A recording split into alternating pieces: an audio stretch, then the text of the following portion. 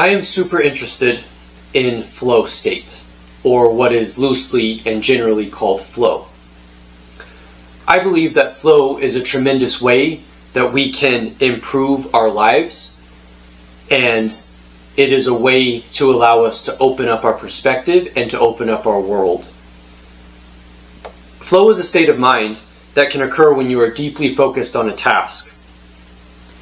And it's usually a task that you very much enjoy. It can occur with pretty much any activity, from rock climbing to cooking to writing to painting. It can pretty much be in any activity.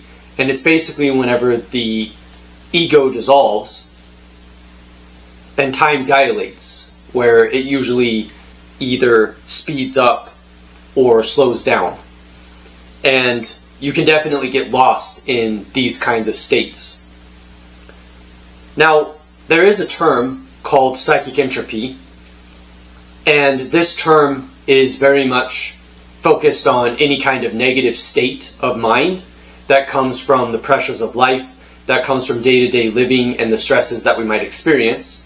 And what flow tries to do is it tries to mitigate these effects. It tries to loosen up the impacts of psychic entropy.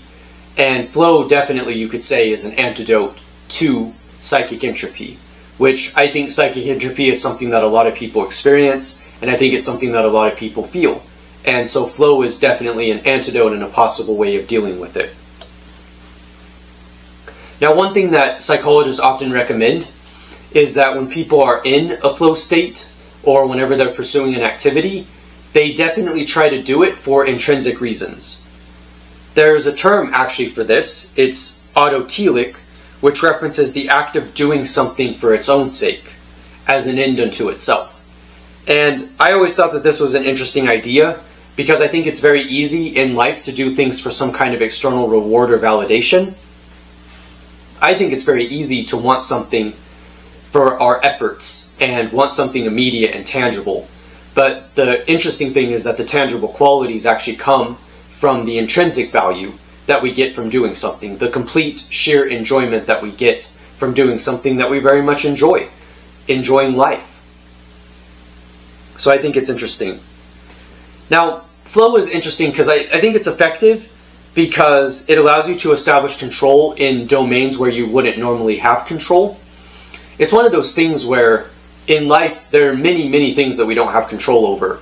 But what's nice about flow is we're able to establish flow whenever we're able to have some kind of control over some kind of activity or skill or action in which we're executing, you could say, in order to be able to do that activity well. And it's interesting because we're able to exercise that control.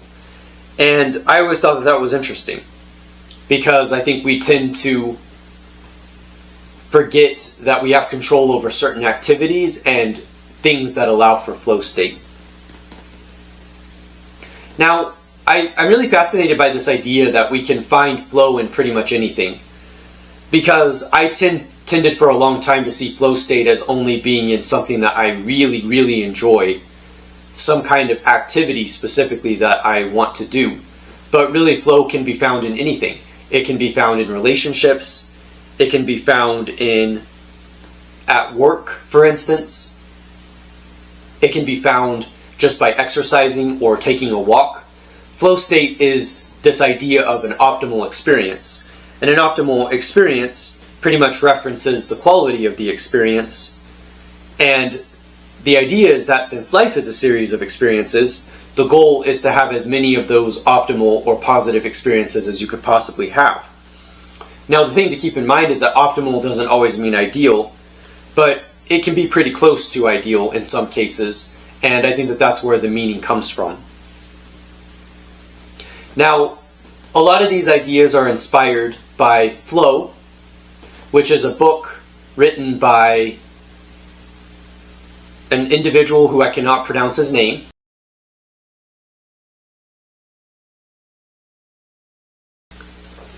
It is inspired by this book, Flow, and I'm very much inspired by these ideas. And one of the things that this writer talks about is that most things can lead to an optimal experience so long as it helps us grow, and as long as it increases our skills in some way, requires full engagement, and lets us participate rather than be passive. So an important thing to keep in mind is that consuming media or doing drugs or even just watching television isn't necessarily something that'll lead to a flow state, because it doesn't require deliberate engagement. It's very passive. And so in that way, we find ourselves to be very limited. And this writer would argue, this individual who actually is responsible for acknowledging flow state, has basically said that, yeah, that you can't find flow in every activity. It really depends on the nature of the activity and what you're trying to get out of it. Now, one of the things that I love that he talks about in his book Flow is that it really helps when we get immediate feedback, because the feedback is part of the, you could say, feedback loop, so to speak, where the more feedback you get, the more you're able to implement in your process, and the more you're able to do what you're doing. And I like that idea. I think that it's a very interesting idea.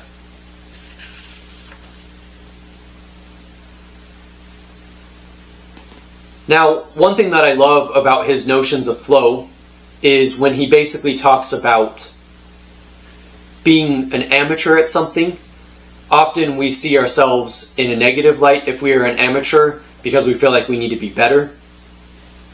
But he mentions a lot of examples of things that you could be amateur in, that you don't have to be a professional in. And this includes things like philosophy or science. And I would include even something like writing, where you have many writers who have suggested that you don't need any kind of credential to do these things. You don't need any kind of formal education or training.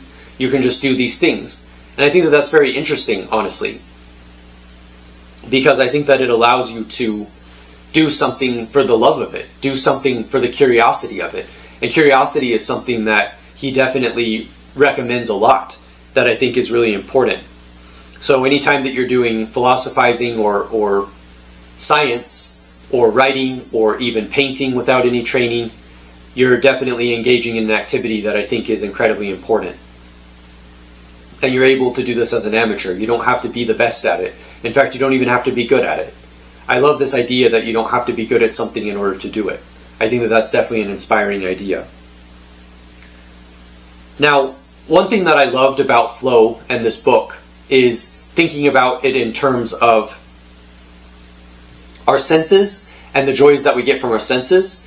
So for instance, I take for granted the joy that I get from listening to music, and what that made me want to do is fine-tune my hearing a little bit and my sense of hearing in order to really pay attention to what I'm hearing, to not just see it as a passive experience, but to really engage with it. And you can do the same thing with vision, with the things that we see. So like really paying attention to the colors of things, really paying attention to the color schemes and the palette in which people are using when it comes to art, for instance, and painting. And I really like that idea. And it definitely inspires me to look at it in terms of our senses as not just being this passive thing that we receive data and information and things from, but that rather it's an active part of the process, that we get to enjoy the experience of hearing, such as hearing music. We get to enjoy the experience of seeing, imagining looking at a beautiful landscape or looking at something wonderful that captures our attention, looking at nature, looking at art, and the way in which that captures our attention. And I love that idea. Now, one thing that I've been trying to keep in mind when thinking about flow is definitely this idea that you can transform even the ugliest environments into beautiful places with flow. I definitely struggle with this because I feel like I've been in a lot of ugly environments, places where I didn't have really any control. But I realized through time that I am able to establish my gifts and my abilities and my thoughts and my ideas and my creativity in order to make it just a little bit better. It may not change everything from the inside out, and it may not make everything perfect, but I think it's definitely important to keep in mind that you have this freedom to be able to do things. You have a freedom to be able to do more with the environment, and that you can work with it. And in this book, Flow, he talks about this idea of of this individual who was able to transform his very harsh job, which was at a manufacturer, and his home, which was in a very unpleasant area at the time. First off, he was able to enjoy his job, despite it being so brutal, and despite the fact that other people hated it and wanted to leave and didn't want to be at that place. But then he was also able to make his place into a beautiful garden with lights and water and I think flowers, and just this very wonderful garden.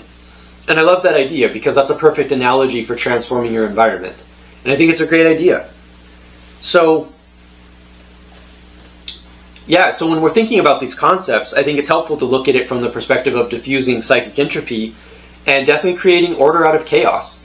There's a way in which there are many things that we don't control, such as chaos, and that we don't have control over, but by establishing discipline and by exercising some control, by being able to do a task, whether that's repeated or not, I think is very helpful, because that's part of discipline and practice, but it's also part of awareness and engagement and this process of living and working deliberately that I think is a very powerful idea.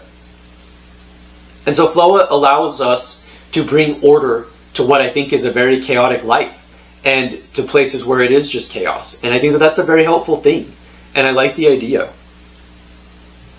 Now, the last thing I want to talk about with flow is this idea of a life theme, where a life theme is something that unites all the activities of what you're doing on a day-to-day basis together into a larger theme.